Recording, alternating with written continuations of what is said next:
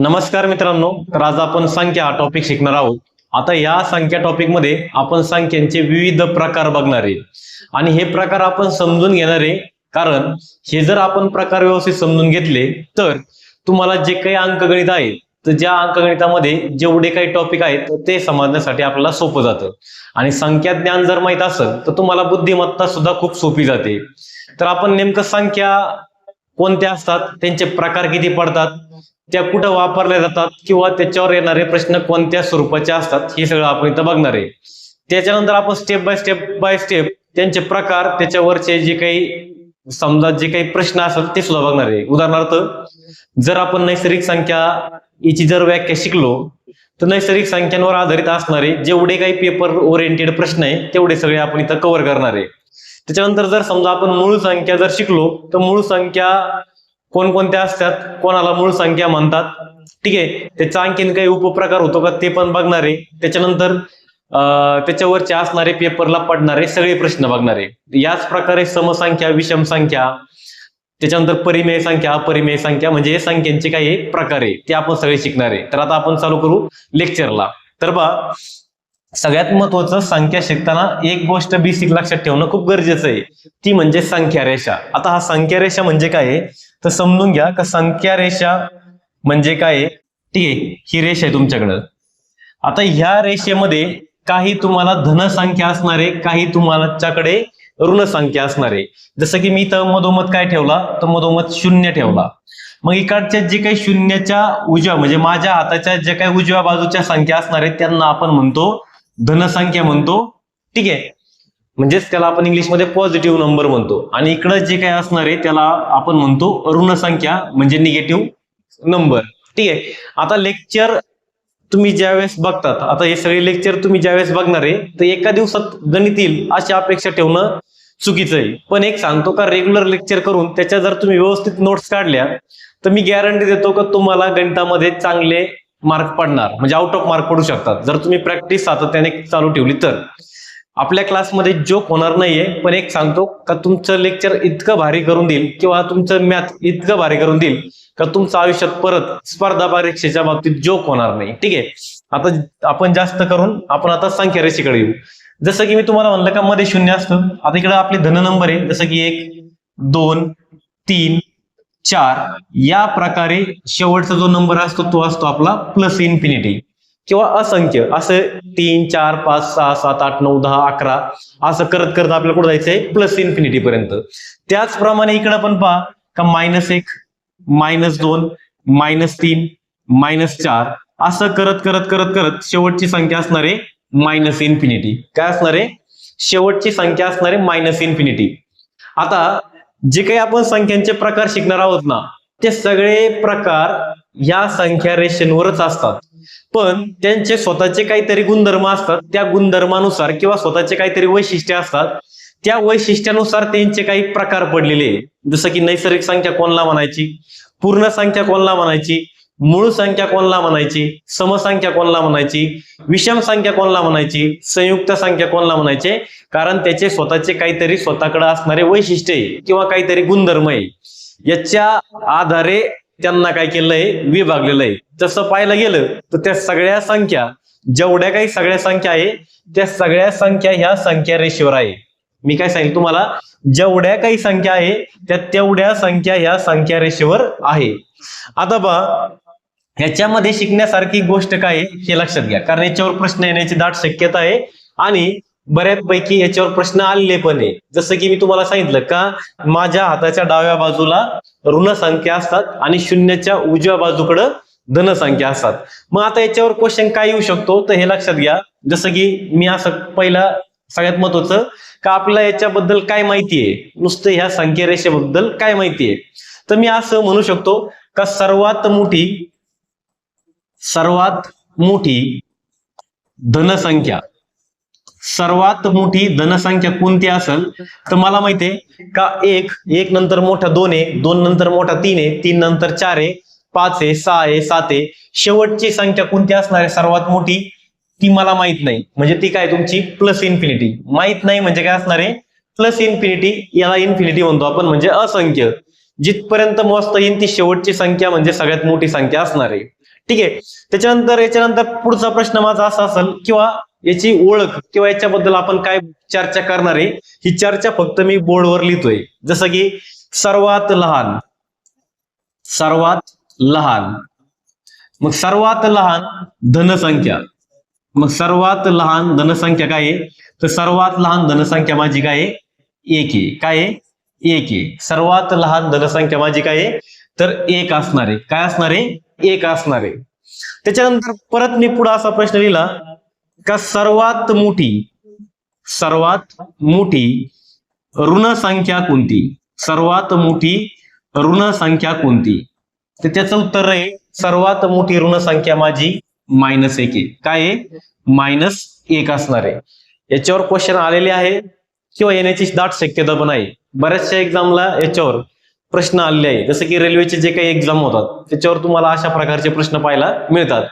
त्याचप्रमाणे महाराष्ट्रातले जेवढे काही एक्झाम असणार आहे त्याला सुद्धा आज न उद्या ते प्रश्न पडू शकतात. हा कोर्स डिझाईन करताना सगळ्या एक्झामचा विचार करून हा कोर्स डिझाईन करण्याचा माझा प्रयत्न आहे. ठीक आहे. त्याच्यामुळे तुम्हाला याच्यातून जास्तीत जास्त शिकायला भेटणार आहे हे लक्षात ठेवा. सर्वात मोठी ऋण संख्या कोणती आहे, -1 आहे. आता मी जर पुढचा प्रश्न किंवा पुढचं असं एक वाक्य लिहिलं का सर्वात लहान ऋण संख्या, तर सर्वात लहान ऋण संख्या ती असणार आहे तुमची -∞. काय असणार आहे, -∞. म्हणजे हे काय असणार आहे, -∞. आता सगळ्यात महत्वाचं काय आहे बघा, ज्या वेळेस आपण उजव्या बाजूकडून आपण डाव्या बाजूकडे जाऊ त्यावेळेस संख्या लहान लहान होत जातात. म्हणजे जसं की बघा इथं जर 4 मोठा असेल तर 4 पेक्षा लहान 3 आहे, 3 पेक्षा लहान 2 आहे, 2 पेक्षा लहान 1 आहे, 1 पेक्षा लहान 0 आहे, 0 पेक्षा लहान -1 आहे, -1 पेक्षा लहान -2 आहे, -2 पेक्षा लहान -3 आहे. असं करत करत करत करत आपण शेवटपर्यंत जाणार आहे. म्हणजे आपण इन्फिनिटी पर्यंत पोहोचलं तर काय असणार आहे माझं उत्तर, तर माझं उत्तर असणार आहे का सर्वात लहान ऋण संख्या असणार आहे -∞. आता एक नॉलेजचा भाग म्हणून मी काही गोष्टी एक्सप्लेन करतो बघा, कारण ते आपल्याला भविष्यात काम येणार आहे पुढच्या लेक्चरमध्ये. मी जर तुम्हाला म्हणलं का -1 मोठा का -100 मोठा, आणि आणखीन एक प्रश्न असा विचारतो तुम्हाला का 1 मोठा का 100 मोठा, तुम्ही लगेच म्हणणार सर खालच्या प्रश्नामध्ये तुम्ही म्हणणार सर का 100 मोठा आहे आणि 1 लहान आहे. हा काय तुमचा ही मोठी संख्या आहे, हा मोठा आहे आणि ही काय आहे, लहान आहे. पण ज्यावेळेस त्याच्या पुढे ऋणचिन्ह लागलं जातं, ज्यावेळेस त्याच संख्यांपुढे ऋणचिन्ह लागलं जातं, जसं की इथं पहा -1 आणि -100, तर ह्या -100च्या पुढे ऋणचिन्ह लागलं आणि ह्या -1च्या पुढे पण काय लागलं, ऋणचिन्ह लागलं. तर दिसताना जरी हे समजा 100 मोठे दिसत असले, दिसताने हे 100 जरी मोठे दिसत असले पण त्याच्या पुढे मायनस चिन्ह लागल्यामुळे ते लहान होतात. आणि मोठा कोण होणार आहे, तर मोठा होणार आहे ऋण 1. म्हणजे तुम्हाला ज्यावेळेस तुमच्या ज्या संख्यांच्या पुढे मायनस चिन्ह लागतं ना, जेवढी मोठी संख्या दिसेल ती सगळ्यात तेवढी छोटी असते, आणि जेवढी छोटी दिसेल पण त्याच्या पुढे मायनस चिन्ह असल्यामुळे ती सगळ्यात मोठी असते. हे तुम्हाला समजलं पाहिजे. जसं की एक एक्झाम्पल अजून मी घेतो, जसं की मी म्हणलं का -12 आणि -88, तर कोणते लहान आणि कोणते मोठे, तुम्ही म्हणा सर -88 दिसताना मोठे दिसतात पण पुढे ऋणचिन्ह लागल्यामुळे हे सगळ्यात लहान होईल, आणि -12 हे 88 पेक्षा काय असणार आहे, मोठे असणार आहे. तर हे सगळ्यांना समजलं असेल. चालू मध्ये तुम्ही व्हिडिओ पॉज करून काय करत चालायचंय, नोट्स बनवत चालायचे आहे. काय करायचंय, नोट्स बनवत चालायचे आहे. शक्यतो नोट्स काढताना एक स्पायरल बुक घ्या किंवा स्पायरल करून तुम्ही काय करा, व्यवस्थित त्या नोट्स लिहून घ्या, कारण यात तुम्हाला काम येणार आहे. ठीक आहे. हे सगळे प्रश्न तुम्हाला आज न उद्या ज्यावेळेस तुम्ही एक्झाम देताल त्यावेळेस तुम्हाला असं आठवल का कवाने सरांनी हे सगळं आम्हाला डिटेल माहिती दिली होती, आणि तेच आज आपल्याला तेच आपल्याला पेपरमध्ये असे टाईपचे प्रश्न आलेले. ठीक आहे. आता पहा, हे झालं आपलं जनरल डिस्कशन नाही का संख्यांच्या बाबतीत. आता मी पुढे काय म्हणतोय, जसं की मी आता हे सगळं पुसतो, समजा हा भाग पुसतो, मग याच्यावर पडणारा क्वेश्चन काय आहे. आता पहा, मेन म्हणजे आपण अजून पूर्ण संख्या टॉपिक किंवा संख्येचे प्रकार पाहिलेले नाहीये. आता आपण फक्त काय पाहतोय, संख्या रेषा पाहतोय. ही काय आहे, संख्या रेषा. याच्यामध्ये हा जो 0 आहे ना, हा आपला तराजूचं काम करतो. जसं की तराजू सगळ्यांनी पाहिला असेल, तराजू वजन मोजण्याचा तराजू असतो. त्याच्या मधोमध काय असतो, असं एक मधोमध काटा असतो आणि दोन्ही साईडना काय असतं आपल्याकडं 2 पारडे असतात. तो काय करतो, बॅलन्स करतो. तसा हा आपला शून्य काय करतो, या संख्या रेषेला बॅलन्स करतो. काय करतोय, हा शून्य त्या संख्या रेषेला बॅलन्स करतोय. मग शून्य ही, आता पुढचा माझा पॉईंट असा असेल, तर माझा पुढचा पॉईंट असा आहे का शून्य ही धनसंख्या नाही व ऋण संख्याही नाही. ती धन पण नाहीये आणि ऋण पण नाहीये, म्हणजे ती ऍक्च्युअली संख्याच नाहीये. शून्य ही संख्याच नाहीये, हे लक्षात घ्या. ठीक आहे. तर हे झाले आपले याच्यावर असणारे थोडेसे बेसिक कन्सेप्ट म्हणा किंवा बेसिक माहिती म्हणा, की जी पेपर ओरिएंटेड आपल्याला माहिती असणं गरजेचं आहे. आता याच्यावर असणारा प्रश्न काय पडणार आहे आपल्याला, तर पहा याच्यावर असणारा प्रश्न मी असा लिहितो इथं. पहा, सर्वात लहान धनसंख्या व सर्वात मोठी ऋण संख्या यांच्यातील फरक किती? हा प्रश्न येऊन गेलेला आहे पेपरला. यांच्यातील फरक किती? ठीक आहे. हा बेसिक लेवलचा तुमच्याकडे प्रश्न आहे. ठीक आहे. सर्वात लहान धनसंख्या आणि सर्वात मोठी ऋण संख्या यांच्यातील फरक किती? आता एक लक्षात घ्या, फरक विचारले. वजाबाकी आणि फरक मध्ये सुद्धा खूप मोठा फरक आहे. मी काय म्हणलं, वजाबाकीमध्ये आणि फरक मध्ये सुद्धा खूप मोठा फरक आहे. फरक म्हणजे काय तर हे समजून घेऊ आपण. फरक म्हणजे काय तर मोठी संख्या वजा लहान संख्या, मोठी संख्या वजा लहान संख्या, हा झाला फरकाचा फॉर्म्युला म्हणा. तुम्ही याला काय म्हणू शकता, फरकाचा फॉर्म्युला. फरक म्हणजे काय तर मोठी संख्या वजा लहान संख्या, म्हणजे नेहमी मोठ्या संख्येतून आपण नेहमी लहान संख्या वजा करणार आहे. जसं की बघा आता याचं उत्तर काय येईल, तर तुम्हाला मी आता लिहून दिलं पाठीमागच्या पेजवर. काय लिहून दिलं का सर्वात मोठी ऋण संख्या कोणती आहे, -1 आहे, आणि सर्वात लहान धनसंख्या कोणती आहे, 1 आहे. यांच्यातला फरक घ्यायचा आहे.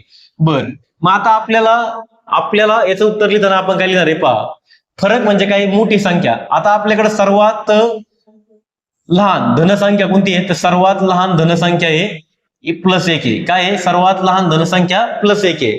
त्याच्यानंतर सर्वात मोठी ऋण संख्या म्हणलंय, तर सर्वात मोठी ऋण संख्या कोणती आहे, तुम्ही म्हणाल सर -1 आहे. आणि आता याच्यात जर मी म्हणलं तर 1 आणि -1 मध्ये कोण मोठं आहे, तर तुम्ही बिलकुल असं म्हणायचं नाही का त्या दोघांची किंमत सारखी आहे. तर आत्ताच मागच्या संख्या रेषेमध्ये आपण काय पाहिलं होतं, 4 पेक्षा लहान 3, 3 पेक्षा लहान 2, 2 पेक्षा लहान 1, 1 पेक्षा लहान 0 आणि 0 पेक्षा लहान कोण असणार आहे, -1. मग हा -1 जर -1 पेक्षा लहान असेल तर साहजिकच जेवढे काही पॉझिटिव्ह नंबर असणार आहे त्याच्यापेक्षा तो काय असणार आहे, लहान असणार आहे. मग आता सगळ्यात लहान आणि सगळ्यात मोठीचा जर विचार केला तर आता मोठी संख्या कोणती आहे, तर मोठी संख्या आहे 1. मग मोठी संख्या आपण 1 लिहिलं, याच्यामधला मायनस घेतला, मायनस सगळ्यात मोठी ऋण संख्या, तर सगळ्यात मोठी ऋण संख्या आहे -1, असं आपल्याला लिहायचं आहे. आता इथं मी कंस टाकून लिहिलं कारण माझा फरकामधला मायनस चिन्ह होतं आणि लहान संख्येमधलं सुद्धा माझ्याकडे काय आहे, मायनस चिन्ह आहे. मग तुमच्या हे लक्षात आलं पाहिजे का 1 मायनस गुणिले मायनस, याचा अर्थ इथं गुणाकार असतो. मायनस गुणिले मायनस प्लस 1, 1 + 1 किती झालं, 2. किती झालं, 2. त्याचं उत्तर काय पाहिजे, 2 पाहिजे. तर याचं उत्तर काय पाहिजे, आपल्याकडे 2 पाहिजे. आता एक्झामिनर काय करतो माहितीये का, असे सेट करतो पर्याय. काय, पहिला पर्याय 0, दुसरा पर्याय 1, तिसरा पर्याय -1, चौथा पर्याय असणार तुमच्याकडे 2. आपण काय करतो माहितीये का, आपण मागचा पुढचा विचार करत नाही. आपण काय करतो, 1 + 1 -1 0. काय करतो आपण, +1 -1 0, कारण विचारला काय होता, फरक. मग +1 -1 बरोबर 0 करतो आणि आपल्याला पहिलाच ऑप्शन आपल्या समोर असतो, डोळ्यासमोर, का पहिला ऑप्शन 0 आहे. आपण टिक मार्क करून काय करतो, घरी येतो. मग आपल्या लक्षात येतं का आपलं आता पत्ता कट झालाय. ठीक आहे. तर एक लक्षात घ्या, फरक जर विचारला तर तो का असणार आहे नेहमी, फरक जर विचारला तर तो असणार आहे नेहमी 2. कसा ते लक्षात घ्या. जसं की मी संख्या रेषेचा विचार केला तर मला सांगा ना, +1 पासून तर -1 पर्यंत किती घरांचा फरक आहे, 1 पासून 0 1 घर, आणि शून्यापासून -1 हे एक घर, म्हणजे 1 आणि 1 किती घरांचा फरक आहे? 2 घरांचा फरक आहे. म्हणजे मला -1 पासून जर 1 पर्यंत जायचं असेल तर मला 2 उड्या मारून जावं लागतात. काय करत सांगितलं मी तुम्हाला? जर मला -1 पासून 1 पर्यंत जायचं असेल तर मला 2 उड्या मारून जावं लागतात. म्हणून त्या दोघांमधला फरक किती आहे? 2चा आहे. जर पुढं पहा, हे झालं. त्यानंतर पुढे प्रश्न असा पण विचारेल, आता एक जस्ट नॉलेज म्हणून बरं का, एक जस्ट नॉलेज म्हणून तुम्हाला पुढे असा प्रश्न विचारतील म्हणजे कसा, तर ते समजून घ्या फक्त आता. का सर्वात लहान धनसंख्या व सर्वात मोठी ऋणसंख्या यांची बेरीज किती? आता यांची बेरीज किती? आता बेरीज विचारणार आहे, यांची बेरीज किती? मग अशा वेळेस तुम्हाला बेरीज करायची आहे, त्याचं उत्तर काय पाहिजे? तर याचं उत्तर पाहिजे आता 0. काय पाहिजे? त्याचं उत्तर 0. बेरीज करायची ना, मग तुम्हाला माहितीये का सर्वात लहान धनसंख्या कोणती असणार आहे? +1. आणि सर्वात मोठी ऋणसंख्या आहे -1. यांची करायची बेरीज. मग याला टाका कंस, तुम्ही चिन्हांचे नियम तुमचे व्यवस्थित असणार आहे. प्लस गुणिले मायनस, मग 1 -1. प्लस गुणिले मायनस काय असतो?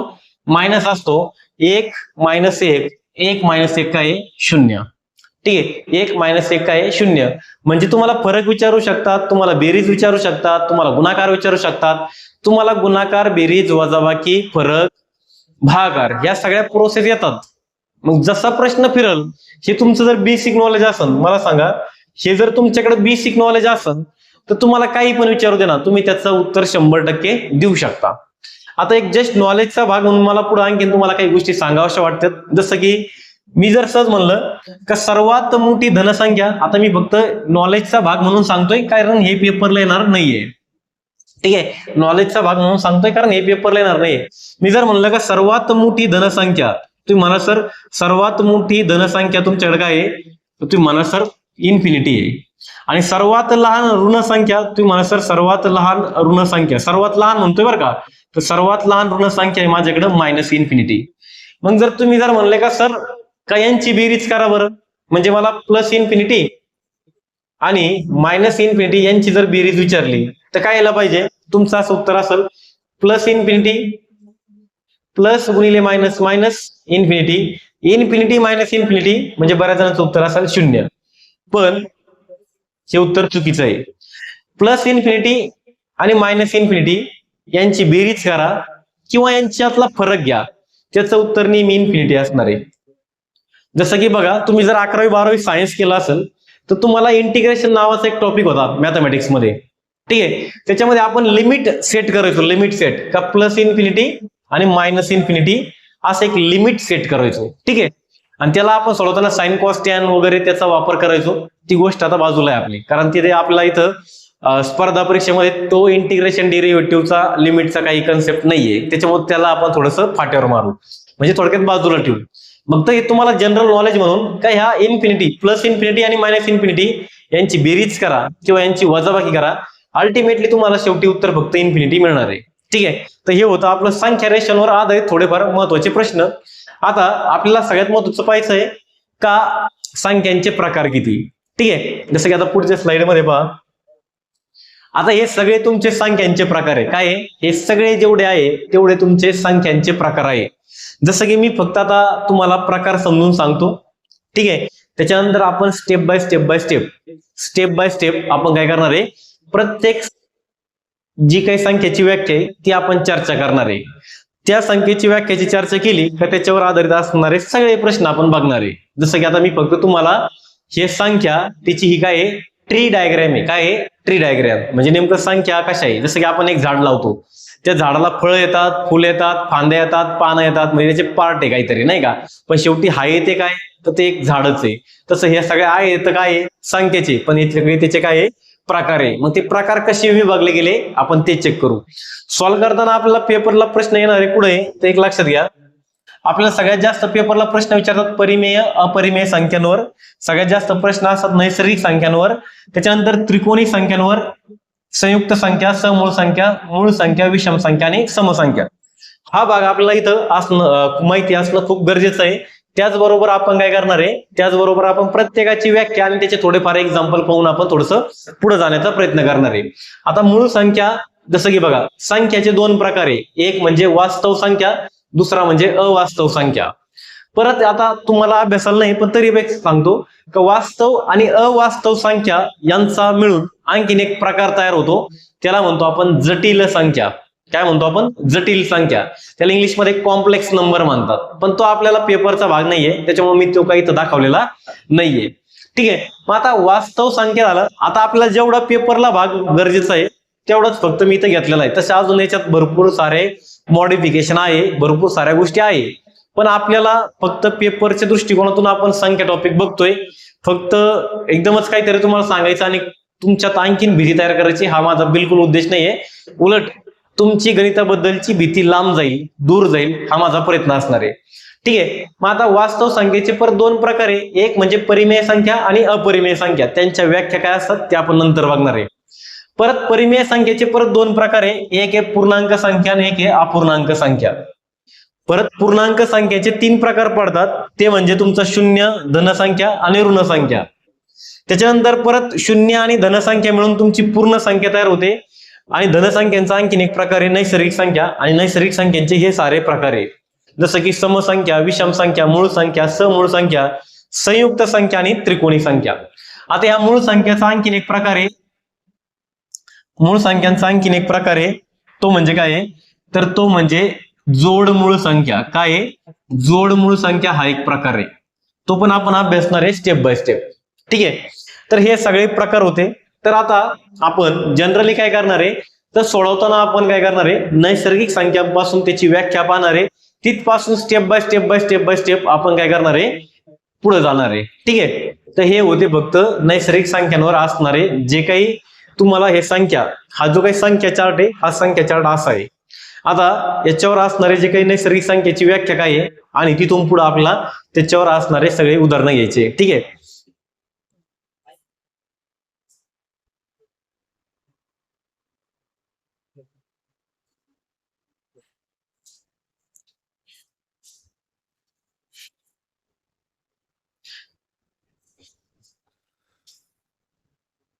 तर चला आता आपल्याकडे काय आहे, तर पहिलाच व्याख्या आपल्याकडे नैसर्गिक संख्यांची व्याख्या आहे. आता आपण नैसर्गिक संख्यांची व्याख्या बघणार आहे.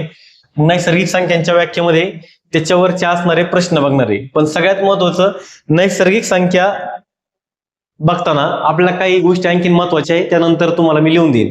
जसं की आता पहा, ह्या नैसर्गिक संख्यालाच आपण काय म्हणतो, तर नैसर्गिक संख्यालाच आपण काय म्हणतो, मोज संख्या म्हणतो. काय म्हणतो? मोज संख्या. अजून त्या नैसर्गिक संख्याला अजून एक काय म्हणतात, तर अजून एक म्हणतात प्राकृत संख्या. काय म्हणतात? प्राकृत किंवा प्राकृतिक संख्या. प्राकृतिक किंवा प्राकृत म्हणा, प्राकृतिक संख्या म्हणतो. त्याला इंग्लिशमध्ये नॅचरल नंबर म्हणतात.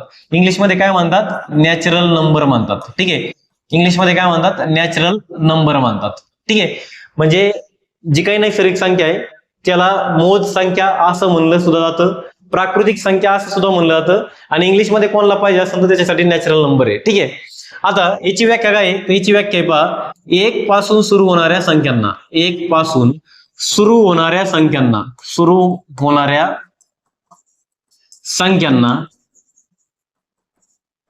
नैसर्गिक संख्या म्हणतात. नैसर्गिक संख्या म्हणतात, म्हणजे ज्याची सुरुवात एक पासून होते त्या सर्व संख्यांना काय म्हणतात? नैसर्गिक संख्या म्हणतात. जसं की बघा, याचा जर संच काढायचा असेल तर तो कसा काढणार आहे आपण? जसं की बघा, आता पहा, एक पासून सुरू होणाऱ्या संख्यांना काय म्हणतो आपण? नैसर्गिक संख्या म्हणतात. नैसर्गिक संख्या तुम्हाला पुढे प्रश्न विचारतील का नैसर्गिक संख्या कोणत्या इंग्रजीमधील कोणत्या अक्षराने दाखवतात? मग नैसर्गिक संख्या कॅपिटल एन, हे पहा नॅचरल नंबर, कॅपिटल एन या अक्षराने दाखवला जाते, या अक्षराने दर्शविले जाते, दर्शविले जाते. त्याच्यानंतर जे काय आहे संच, जसं की एन बरोबर म्हणजे तुमचे नैसर्गिक संख्या बरोबर स्टार्ट कुठून होणार आहे? मी तुम्हाला म्हणलं पहा, एक पासून सुरू होणार आहे, म्हणजे 1, 2, 3, 4 असं पुढं जोपर्यंत आपल्याला संख्या मोजता येतात, जोपर्यंत आपल्याला शेवटची संख्या माहित आहे शेवटची संख्या मोजता येईल तोपर्यंत त्या सगळ्या संख्यांना काय म्हणतो आपण, नैसर्गिक संख्या म्हणतो. मग शेवटची संख्या आपण काय मानू, का शेवटची संख्या आपण स्मॉल n मानू. जसं की मला माहितीये 9,99,99,99,99,999 ही माझी शेवटची संख्या आहे जी मला वाचता येते. मग तिथपर्यंत माझी नैसर्गिक संख्या आहे. एखाद्याला माझ्या पुढे पण वाचता येत असेल ती त्याची नैसर्गिक संख्या ती शेवटची. म्हणजे जोपर्यंत आपल्याला वाचता येते तोपर्यंत आपण त्या संख्यांना काय म्हणतो, नैसर्गिक संख्या म्हणतो. तर हे होतं नैसर्गिक संख्येची व्याख्या. काही 1 पासून सुरू होणाऱ्या संख्यांना नैसर्गिक संख्या म्हणतो. नैसर्गिक संख्या n या अक्षराने दाखवतात, मोठ्या कॅपिटल अक्षराने n या अक्षराने दर्शविली जाते आणि त्याचा जो संच आहे तो आपण असा लिहितो. ठीक आहे.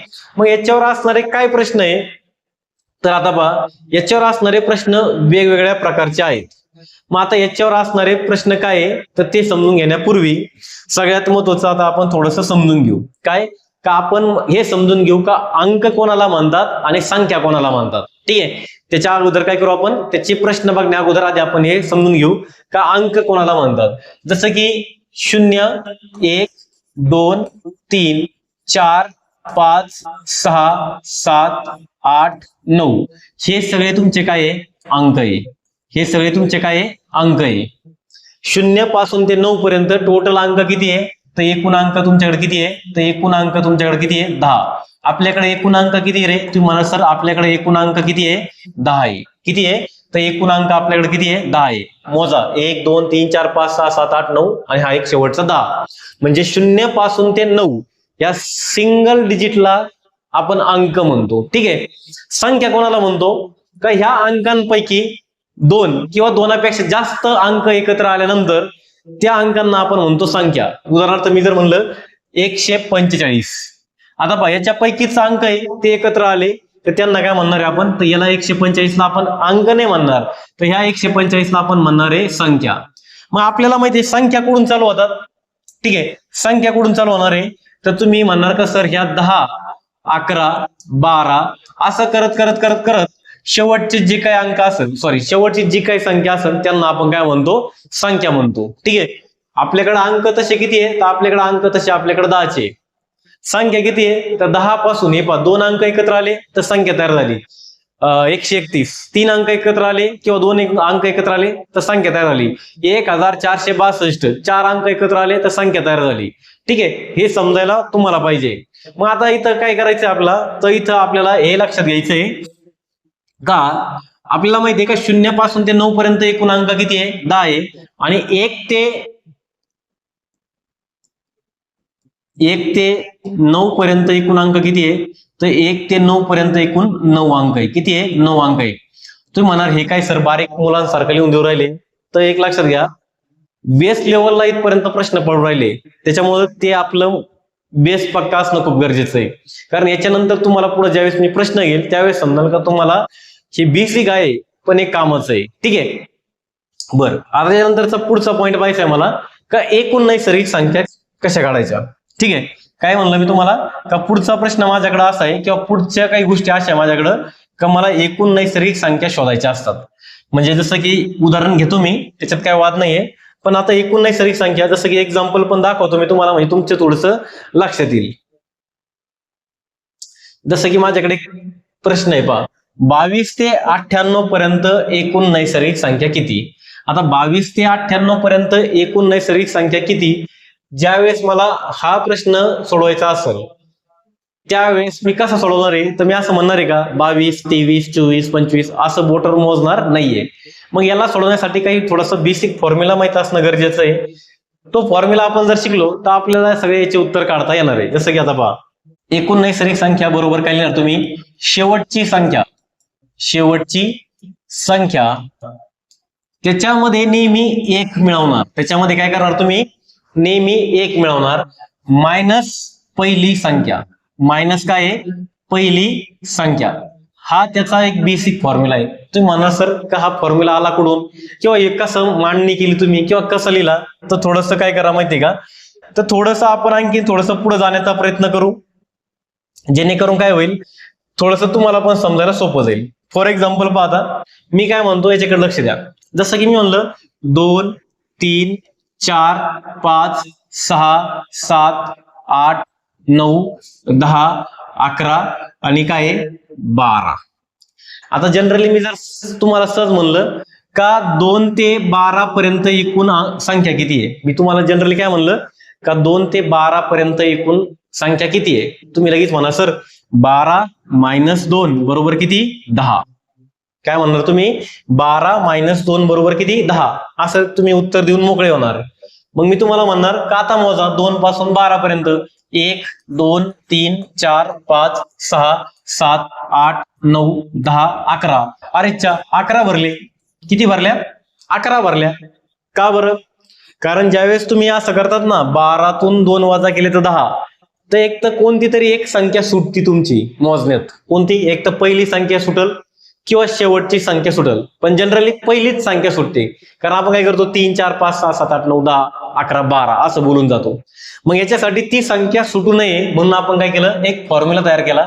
तो म्हणजे काय का शेवटची संख्या त्याच्यामध्ये नेहमी 1 मिळवणार आणि मायनस काय करणार पहिली संख्या. फॉर एक्झाम्पल याचा विचार करू, शेवटची संख्या कोणती आहे, तुम्ही म्हणा सर शेवटची संख्या 12 आहे. 12 मध्ये 1 मिळवा, 12 ने 1 13 वजा पहिली संख्या कोणती आहे 2 आहे, वजा 2 करा. 12 ने 1 13, 13 मधून 2 गेले, खाली किती राहिले 13तून 2 गेले 11. आल्या का 11, तुम्ही म्हणा सर आल्या 11. तर मग हे आपल्याला काय करायचं आहे, हे माहित असणं गरजेचं आहे. आता हे जे एकूण नैसर्गिक संख्या बरोबर काय आहे, शेवटची संख्या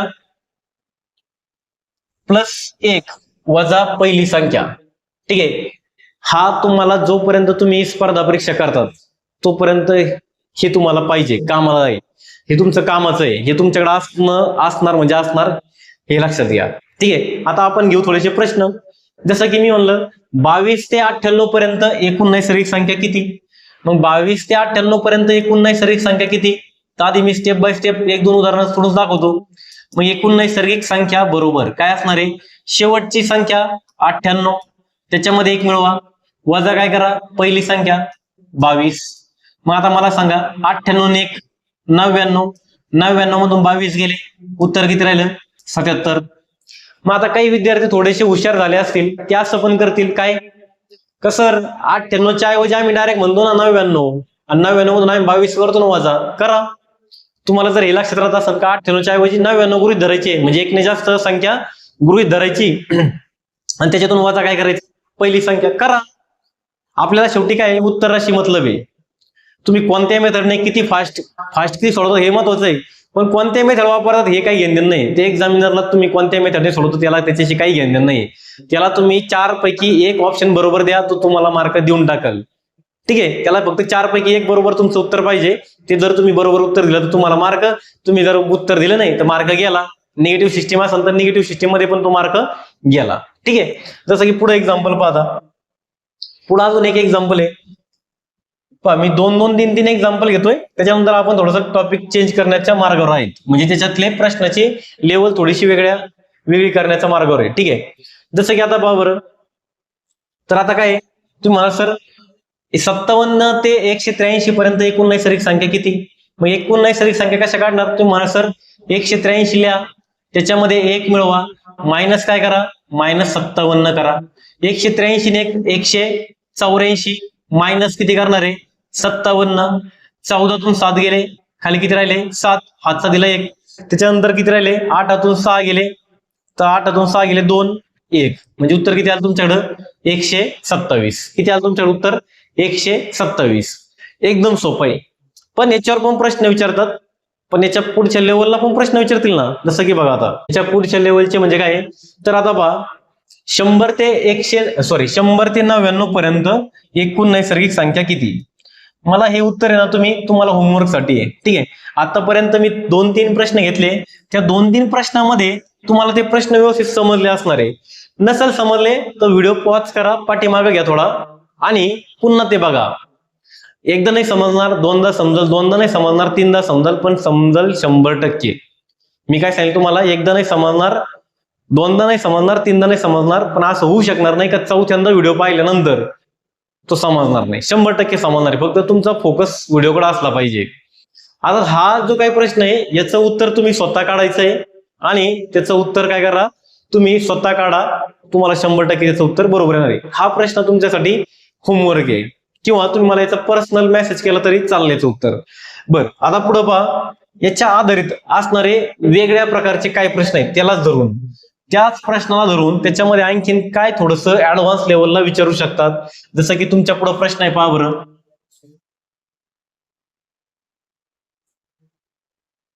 चला काय प्रश्न आहे तर प्रश्न वाचून घेऊ आपण. काय बघा बरं. एका 10 रुपयांच्या नोटांच्या बंडलावर अनुक्रमे 1,32,520 ते 1,33,749 पर्यंत क्रमांक टाकले तर त्या बंडलमध्ये एकूण रक्कम किती? बरं, प्रत्येक नोट किती रुपयांची आहे? 10 रुपयांची प्रत्येक नोट आहे. बरं, आता तुम्हाला मी जर म्हणलं असतं का तुमच्याकडे मी 1,000 नोटा दिल्या आणि प्रत्येक नोट 10 रुपयाची आहे, तुम्ही लगेच म्हणणार सर 1,000 गुणिले 10, 10,000 रुपये तुम्ही आम्हाला दिले. पण जर मी तुम्हाला म्हणलं का मी आता तुम्हाला 1,32,520 या नोट क्रमांकाची स्टार्ट होणारा एक बंडल आणि शेवट तो बंडल एंड होतोय, म्हणजे शेवट होतोय त्या बंडलाचा, शेवटची नोट असणार आहे 1,33,749. आता दाखवा तुम्ही मोजून. मग तुम्ही काय करणार? आता तुम्हाला ही सिक्वेन्स आहे, 1,32,520 पहिली नोट, 521 दुसरी, 522 तिसरी, 523 तिसरी, याप्रमाणे तुम्हाला काय करायचंय? पुढे जायचंय. शेवटची नोट इथं असणार आहे 1,33,749. ठीक आहे, तर ही शेवटची नोट असणार आहे. मग आता तुम्ही काय करणार आहे? तर असा प्रश्न तुम्ही झटपट सोडू शकता. तुम्ही म्हणा सर काय अडचण नाहीये, तुम्ही आम्हाला नोट क्रमांक द्या, आम्ही तुम्हाला बंडल मध्ये किती पैसे आहे ते सांगू. मग मी तुम्हाला नोट क्रमांक दिला, मग तुम्ही काय करणार?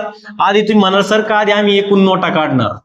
मग आम्ही एकूण नोटा कशा काढतो? जसं आपण एकूण नैसर्गिक संख्या शोधल्या, जशा आपण एकूण नैसर्गिक संख्या शोधल्या, काय करतो आपण? एकूण नैसर्गिक संख्या आणि आता इथं काय फक्त नैसर्गिक संख्यांच्या ऐवजी एकूण नोट आहे. हे पहा, ही पण काय 1,32,520, ही पण तुमची नैसर्गिक संख्या आहे. 1,33,749 कारण ती मला मोजता येते, ती पण तुमची नैसर्गिक संख्या आहे. म्हणजे याचा अर्थ झाला का आता या नैसर्गिक संख्या आहे, मग याच्या दरम्यान असणाऱ्या किंवा याच्यापर्यंत असणाऱ्या एकूण नोटा म्हणजे एकूण नैसर्गिक संख्या आहे. मग एकूण नोटा कशा काढणार? तुम्ही म्हणा सर शेवटची नोट क्रमांक सांगा आम्हाला. मी म्हणलं तुम्ही घ्या 1,33,749 शेवटची नोट क्रमांक आहे. तुम्ही म्हणणार सर आम्ही त्याच्यात आणखीन एक मिळवणार, मिळवा एक, काय अडचण नाहीये. मग परत तुम्ही म्हणा का सर पहिली नोट क्रमांक काय होती? मी म्हणणार 1,32,520 होती. मग तुम्ही म्हणा का सर आता आम्ही यांची वजाबाकी करणार, 1,33,750 मध्ये एक मिळवला तर 1,33,749 मध्ये एक मिळवलं तर 50 झाला. मायनस काय करणार आहे? तर मायनस करणार आहे 1,32,520. ठीक आहे, यांची वजाबाकी करणार आहे. आता मला सांगा मी काय करतोय माहितीये का? मी एक असं गृहीत धरलंय का तुम्हाला काहीच येत नाहीये, तुम्हाला एकदम बेसिक पासून ऍडव्हान्स लेवलला शिकवायचंय, म्हणून एकदम मी लहान मुलासारखं जसं की आपण पहिलीला आहे असं गृहीत धरून मी शिकू राहिलोय. म्हणजे प्रत्येक कॅल्क्युलेशन मी स्वतः इथं करून दाखवू राहिलो तुम्हाला. ठीक आहे, नाही तर मग मी म्हणलं हा हे घ्या ते घ्या चला, पण नाही, आपल्याला प्रत्येकाला आलं पाहिजे या दृष्टिकोनातून आपला हा कोर्स आहे. 0तून 0 गेला 0, 5तून 2 गेला 3, 7तून 5 गेले 2, 3तून 2 गेला 1, 3तून 3 गेला 0, 1तून 1 गेला 0. म्हणजे आपल्याकडे एकूण नोटा किती आहे? तुम्ही म्हणा सर आपल्याकडे एकूण नोटा आहे 1,230. एकूण नोटा किती आहे? 1,230 आहे. बर, एकूण नोटा 1,230 आहे. मग मी जर तुम्हाला सहज म्हणलं काय का आता एकूण रक्कम किती, तर तुम्ही म्हणाल सर एकूण रक्कम बरोबर, मग एकूण रक्कम बरोबर काय आहे? एकूण नोटा किती आहे? तुम्ही म्हणाल सर 1,230, त्याला गुणिले एक नोट किती रुपयांची? तुम्ही म्हणाल सर एक नोट 10 रुपयांची आहे म्हणून गुणिले 10. मग जर 1,230 ला जर तुम्ही 10 ने गुणलं तर फक्त एक शून्य वाढणार आहे, म्हणजे 1,230 तसेच लिहा. आता 10 ने गुणतोय म्हणजे फक्त एक शून्य लिहायचं आहे. म्हणजे आपल्याकडे रक्कम किती येणार आहे? आपल्याकडे रक्कम येणार आहे 12,300. काय येणार आहे? 12,300. पहा, एक एक्झाम्पल घेतलंय, व्यवस्थित समजून सांगितलंय. ठीक आहे, अजून एक एक्झाम्पल घेणार, ते पण एकदम व्यवस्थित समजून सांगणार आहे. त्याच्यावर फक्त तुम्ही भर द्यायचा आहे, व्हिडिओ पॉज करायचा आहे, सांगितल्याप्रमाणे लिहून घ्यायचं आहे. मी आता जाणार आहे पुढच्या प्रश्नाकडे. पुढचा प्रश्न पण काय आहे? नुसता पैसाच पैसा आहे आपल्या आयुष्यात. काय आहे? नुसता पैसाच पैसा. तुम्ही पण अभ्यास करताय पैसे मिळवण्यासाठी, मी पण गणित सोडवतोय पैसे मिळवण्यासाठी. ठीक आहे, तर आता बघा प्रश्न काय का एका 50 रुपयांच्या नोटांच्या बंडलावर 50 रुपयांच्या नोटांच्या बंडलावर अनुक्रमे 28,456 ते 29,199 पर्यंत क्रमांक टाकले आहेत. तर त्या बंडलमध्ये एकूण रक्कम किती? मग एकूण नोटा काढायच्या आपल्याला. तुम्ही म्हणा सर एकूण नोटा बरोबर बोमला कसं आहे, शेवटची नोट क्रमांक 29,199 प्लस त्याच्यामध्ये नेहमी एक मिळवणार, मायनस काय करणार, पहिली नोट क्रमांक 28,456. ठीक आहे. मग 29,199 मध्ये जर एक मिळवला तर ते झाले 29,200. त्याच्यामधून वजा करायचे मला 28,456. आता किती उत्तर येतं ते पाहू आपण. 10 मधून 6 गेले, खाली राहिले 4, हातचा दिला 1. 10 मधून 6 गेले, खाली राहिले 4, हातचा दिला 1. 12तून 5 गेले, खाली राहिले 7, हातचा दिला 1. 9तून 9 गेला 0, 2तून 2 गेला 0. म्हणजे माझ्याकडे एकूण नोटा किती आल्या, तर माझ्याकडे एकूण नोटा आहे 744. एकूण नोटा किती माझ्याकडे, तर माझ्याकडे एकूण नोटा आहे 744. पण रक्कम विचारली का एकूण रक्कम किती, मग एकूण रक्कम बरोबर काय असणार आहे, तुम्ही म्हणा सर 744 गुणिले एक नोट किती रुपयांची आहे, 50 रुपयांची, म्हणून गुणिले 50. मग 744 गुणिले 50 म्हणजे उत्तर काय येणार आहे, हा शून्य तसाच ठेवा. 4 पंचे 20, हातचे गेले 2, 4 पंचे 20 आणि 2 22, हातचे गेले 2, 7 5 35 आणि 2 37, म्हणजे 3 लाख म्हणजे 37,200. किती, 37,200 हे उत्तर यायला पाहिजे. 37,200 ऑप्शन नंबर 3, 37,200. किती सोपं आहे पहा बरं, किती सोपं आहे पहा. आपल्याला आधी माहित नव्हतं, त्याच्यामुळे आपल्याला काय व्हायचं, थोडासा प्रॉब्लेम यायचा, का रे नेमकं कसं काढायचंय नाही का. पण आता आपल्याला माहित झालंय हळूहळू हे नेमकं कसं येतंय. ठीक आहे. त्याच्यानंतर नेक्स्ट क्वेश्चन पहा. आता नेक्स्ट क्वेश्चन पहा बरं. हा नेक्स्ट क्वेश्चन तुम्ही सोडून पहा बरं स्वतः. मी पहा 2 क्वेश्चन घेतल्यानंतर एक क्वेश्चन तुम्हाला मुद्दामून देतो बरं का. एक क्वेश्चन मी तुम्हाला मुद्दामून का देतो, कारण मला चेक करायचंय का तुम्ही तिसरा क्वेश्चन तुम्ही स्वतःच्या मनाने सोडवता का नाही. तिसरा क्वेश्चन तुम्ही स्वतःच्या मनाने सोडवणार आहात का नाही ते चेक करायचंय. ठीक आहे, हा क्वेश्चन तुम्ही सोडवणार आहे.